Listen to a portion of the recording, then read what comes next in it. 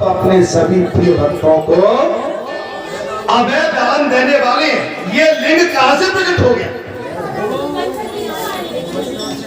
इनका मूल तो सातों पाताल तक चला गया है और इसका क्या नाम है, क्या स्वरूप है और क्या प्रभाव है। तब भगवान शंकर बोले, कथा को ध्यान से तब भगवान शंकर बोले, महादेव बाबा बोले, देवी तुम्हारे पिता गिरिराज हिमावन तुम्हें देने के लिए बहुत से रतन भार यहाँ लेकर आए। हे देवी तुम्हारे पिताश्री तुमसे मिलने के लिए आए थे। हिमावन तुम्हें देने के लिए बहुत से रत्नों का भार यहाँ ला रहे थे। उन्हीं रत्नों को यहाँ जमा करके वे पुनः अपने घर लौट गए। अब तो बताओ भगवान शंकर को कहां से पता पड़ गया? क्या भगवान नहीं थे? अरे भगवान तो तुम्हारी आगे की, पीछे की, दाएं की, बाएं की, ऊपर की, नीचे की और तुम्हारी पुतलियों से बता दें। तुम्हारी नासिका की हवा कहां जा रही है वहां से बता दें। तुम्हारे होठों की मुस्कान क्या कह रही है उससे बता दें। और तुम्हारा इस समय माने चेहरा क्या चाहता है वो भी बता।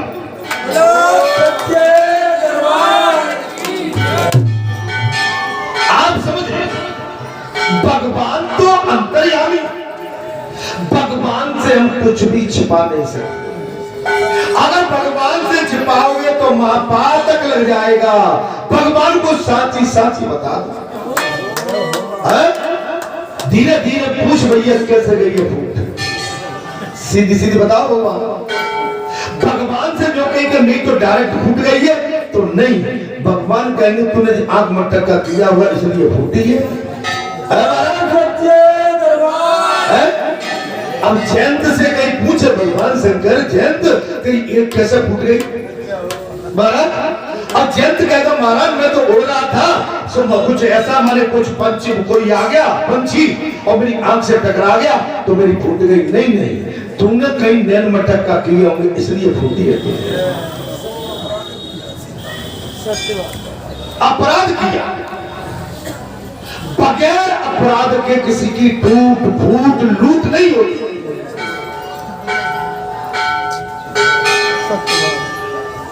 आप बचिए वाले, आप अपने को बिल्कुल खींच के रखिएगा।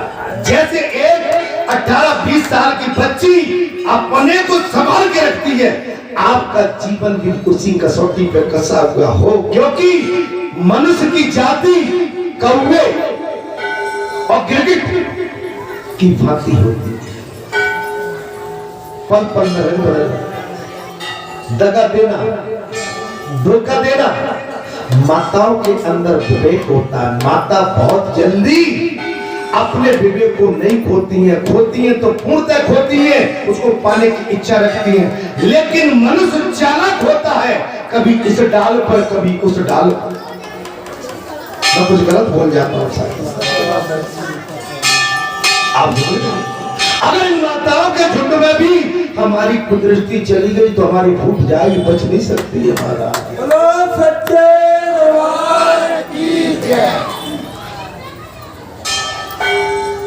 शंकर भगवान अर्थात आप सब भक्तों को अभय देने वाले हैं। ये लिंग कहां से प्रकट होगा महाराज? तब महादेव बाबा ने साफ कह दिया, ये तो तुम्हारे पिताश्री रख गए थे और वो वापस घर लौट। तुम्हारे या मेरे लिए काशी में जो कुछ श्रद्धा पूर्वक समर्पित किया जाता है उसका फल ऐसा ही होता है। मैंने कहा था तुम्हारे लिए और मेरे लिए जो कोई अर्पण करता, मैंने कथा से पहले कहा था तुम्हारी बेटी अगर 2 साल नहीं आई तो 200 रुपए रख दो, 50-50 रख दो, ज्यादा नहीं दे सकते हो 10-10 रुपए निकाल के रख दो। 4 साल नहीं आई 40 रुपए रख दो, 5 साल नहीं आई 50 रुपए रख दो, लेकिन बेटी का हिस्सा निकाल कर।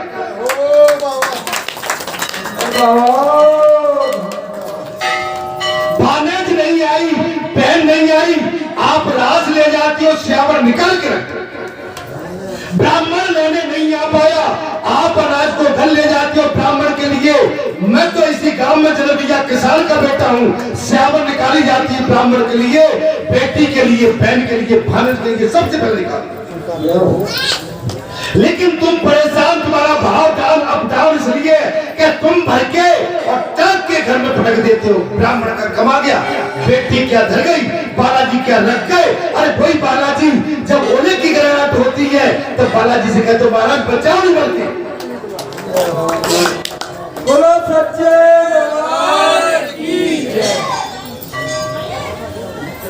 आज आप सोचो आपके गांव में ब्राह्मण थे हैं और आगे भी रहेंगे, आप ब्राह्मणों के लिए क्या निकालते हो आज अपनी खेती में से? क्यों नीचे गर्दन क्यों झुका ली मेरे भाई? आज आप इतने बड़े किसान हो, इतनी बड़ी आपदा से बालाजी महाराज के जहां आज बता दो क्या 2 4 5 10 बोरी सरसों की पड़ी है? नहीं पड़ी। मैं कुछ गलत बोल जाता हूं। बालाजी को जरूरत नहीं है, मैं तुमसे मांगने के लिए नहीं कह रहा हूं, लेकिन धर्म ये कहता है तुमने याचना की और तुमको अवैधान दिया, और जिससे याचना की जिस बैंक से तुमने कर्ज निकाला उस बैंक में तुम्हें कर्ज जमा करना पड़ेगा, नहीं तो अगले जन्म में मैं तुमसे भगवान तुमसे वसूल कर ले।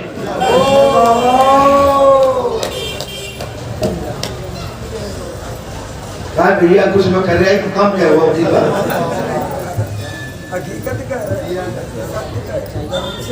मैं बालाजी की बात नहीं कर रहा हूँ।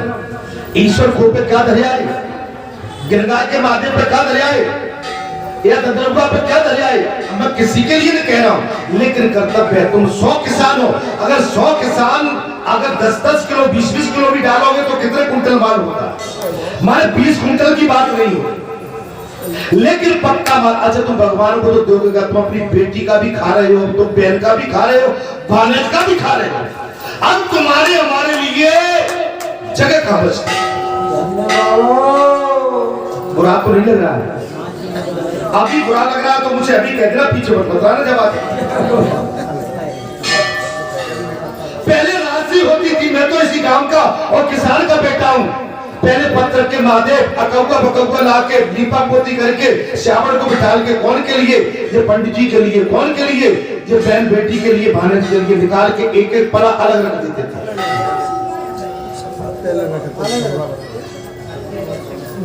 मैं नहीं भूला हूं, आप अपने वादे को भूल गए। मैं तो आपको याद दिलाता रहूंगा अंतिम सांस तक।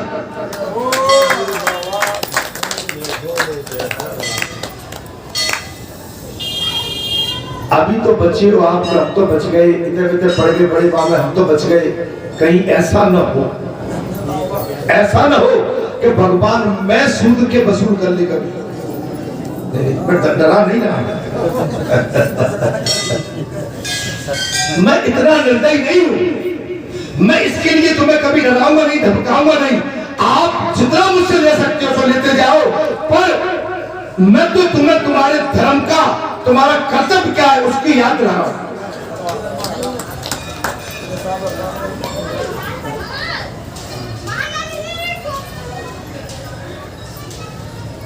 या जितने भी शिवलिंग हैं उन सब में श्रेष्ठ रतन रूप है तथा मोक्ष रतन देने वाले हैं, इसलिए इसका नाम रत्नेश्वर रख दिया। हे देवी, इसका नाम रत्नेश्वर रख दिया। काशी में इसका प्रभाव बहुत बड़ा। तुम्हारे पिता ने जो यहाँ स्वर्ण राशि जमा की है उसी से तुम यहाँ इस शिवलिंग के लिए मंदिर बनवा।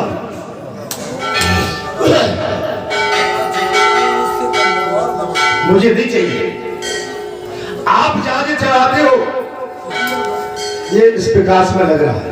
धन्यवाद। एक पैसा नहीं, एक चवन्नी का एक खोटा सिक्का भी नहीं। आपका ये धन जो यहाँ पर दान करते हैं, जो पंचों का आपका धन है, मुझे इसमें से ये भी नहीं चाहिए कि एक खोटा सिक्का भी चाहिए। धन्यवाद। शिव मंदिर आप जहां दान करेंगे और मैं यहाँ के विस्तार में लगाता चला जाऊंगा और अधिक ध्यान आएगा। मैं अनाथ बच्चों के लिए भी कुछ बात करूंगा आगे चलकर। और अधिक दान आएगा गरीब लाचार बेटी जिनके माता पिता शादी ब्याह ढंग से नहीं हो पाते या करने में कई बार सोचते हैं, हम एक साथ ही कुछ ब्याह पर भी विचार कर सकते हैं।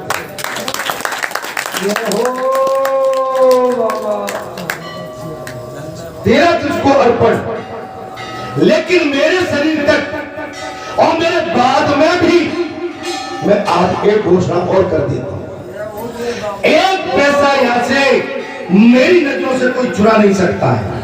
और मेरे शरीर के शांत होने के बाद भी मैं जब बन के वही बैठूंगा, मैं एक छदाम यहां से किसी को लेने नहीं दूंगा।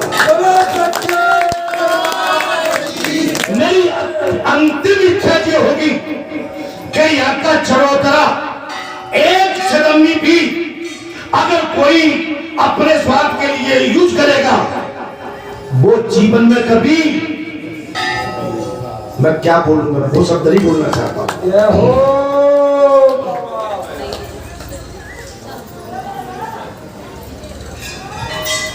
इसलिए मैं आपसे कह रहा हूं, आप गरीब बाहुल्य क्षेत्र है, यहाँ पर आप जितना भी छोटा छोटा दान करते हैं, मैं उसी छोटे छोटे दान से छोटा छोटा काम करता हुआ आगे बढ़ रहा हूं।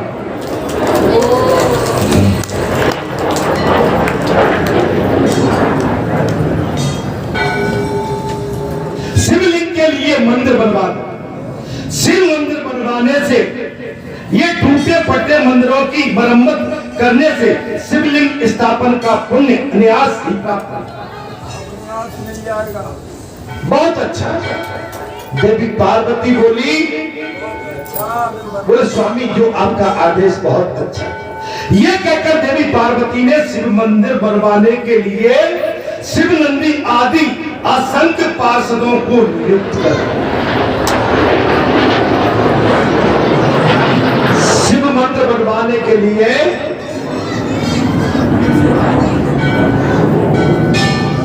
शिव नंदी आदि असंख्य पार्षदों को नियुक्त किया। उन पार्षदों ने एक ही पैर में सुमेरु शिखर के समान सुंदर स्वर्ण में मंदिर का निर्माण कर दिया। एक ही पार, माने दूसरा पार नहीं हुआ, एक पैर में। तदंतर देवी पार्वती ने महादेव जी को प्रणाम करके उस शिवलिंग की महिमा पूछी। तब महादेव जी ने कहा, देवी पार्वती ये कल्याणदायक शिवलिंग अनादि सिद्ध है, अनादि है, जिसका कोई आदि अंत नहीं है। देवी पार्वती ये कल्याणदायक शिवलिंग अनादि सिद्ध है, इस समय तुम्हारे पिता के पुण्य गौरव से प्रकट हुआ है। आपके पिताश्री ने जो दान किया उसके गौरव से, उसके फल से पूर्ण हुआ। देखिए जब आपका बनी 10 रुपए और यही 10 रुपए कितने हो गए, 1000 रुपए। 1000 होके कितने हो गए, 10,000। 10,000 से कितने हो गए, 50,000, लाख हजार।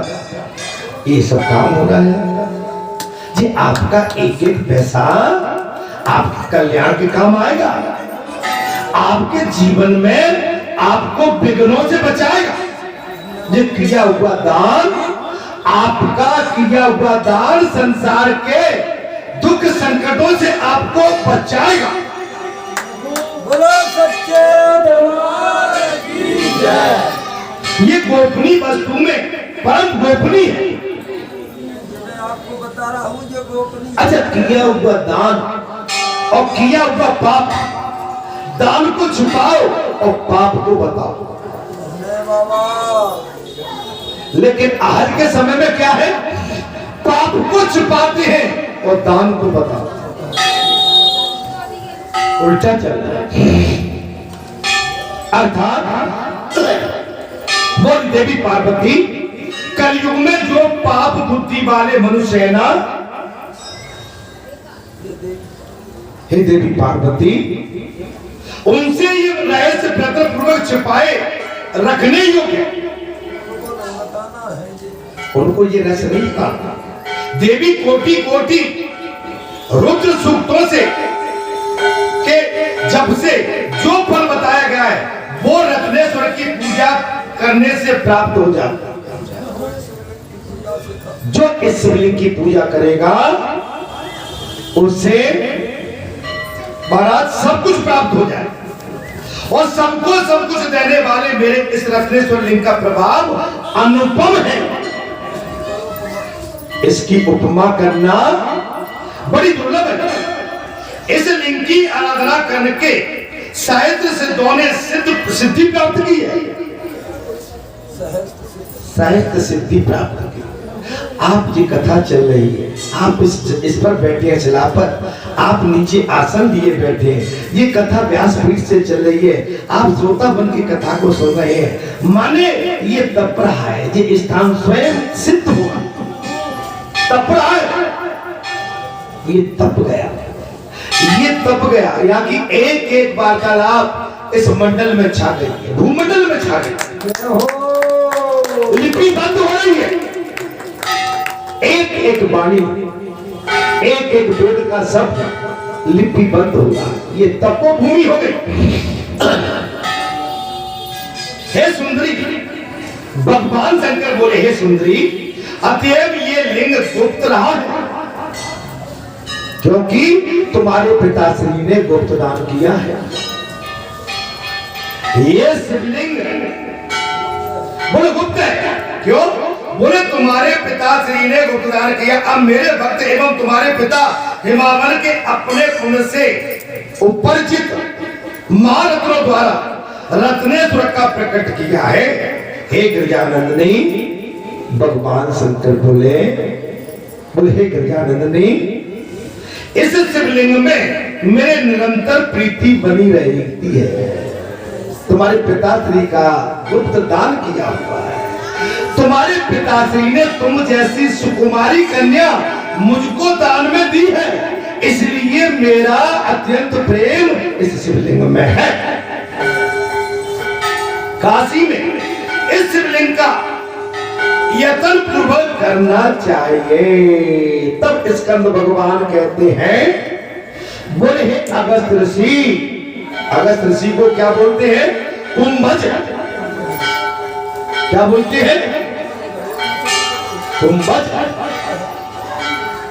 इस प्रकार भगवान शंकर जब रत्नेश्वर लिंग की महिमा का वर्णन कर रहे थे, ठीक इसी समय सब ओर से रक्षा करो का महान कोलाहल सुनाई दिया। लोग कह रहे थे, ये वीर के मद से उन्मत्त गजासुर आ रहा है, और जो महिमासुर का पुत्र है,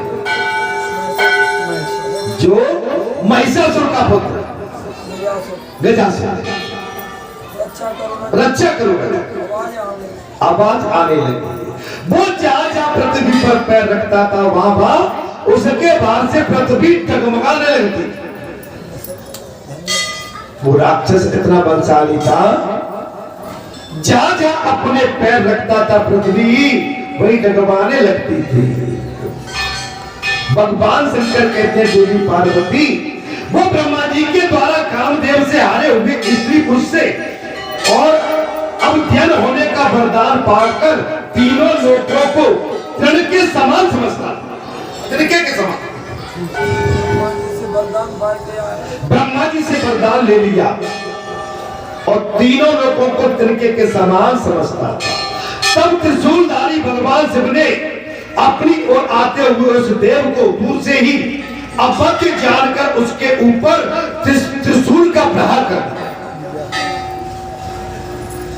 भगवान शंकर ने उस राक्षस को आते हुए दूर से ही देखकर उसके ऊपर त्रिशूल का प्रहार कर दिया। गजासुर उस समय त्रिशूल में लुट गया और अपने को भगवान के सिर पर छत्र बना हुआ सा मानकर उनसे इस प्रकार बोला, शूलपाणे, हे देवेश्वर, मैं जानता हूं आपने कामदेव को परास्त किया है। शूलपाणे, हे त्रिशूलधारी, हे देवेश्वर, मैं आपको जानता हूं,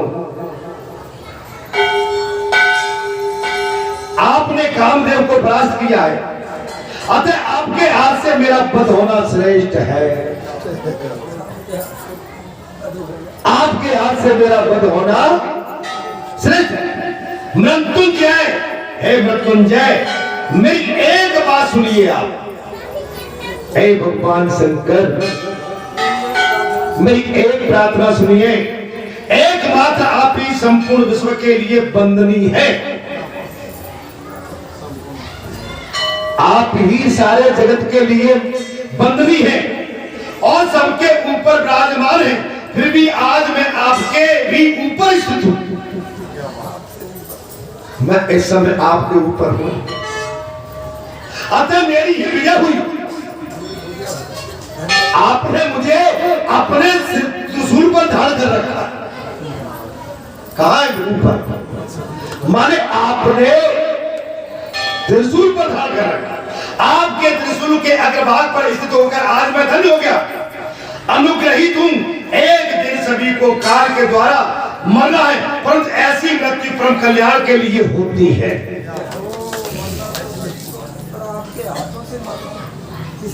सबको एक दिन मरना, लेकिन ऐसी मृत्यु आपके हाथ से मिलना माने परम कल्याणकारी है। उसका ये वचन सुनकर कृपा निधि भगवान शिव हंसते हुए बोले, गजासुर, मैं तुम पर बहुत प्रसन्न हूं। धन्य भोलेनाथ।